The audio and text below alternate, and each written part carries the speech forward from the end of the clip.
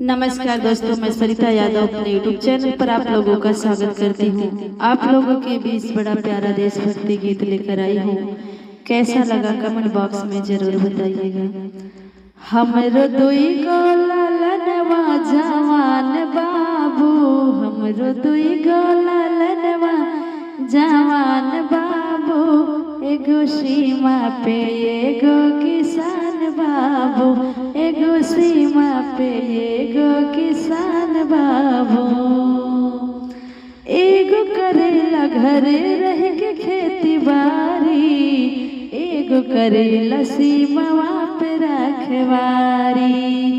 एगो करेला घरे रह के खेती बाड़ी, एगो करेला सीमावा पे रखवारी। इहे दुई गो हमें देशवा के शान बाबू, इहे दुई गो है देशवा के शान बाबू, एगो सीमा पे एगो किसान बाबू, एगो सीमा पे एगो किसान बाबू।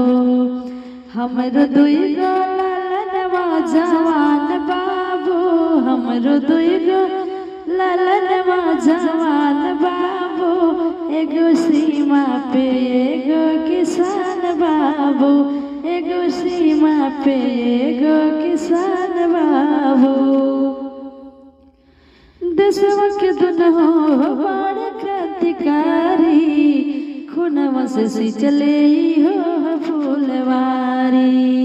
हाँ, देशवा के दुनहो बड़ क्रांतिकारी, खूनवा से सिंचले बाड़े हो फूलवारी। तबे देशवा हमर बाड़े महान बाबू, तबे देशवा हमर बाड़े महान बाबू, एगो सीमा पे एगो किसान बाबू, एगो सीमा पे एगो किसान बाबू।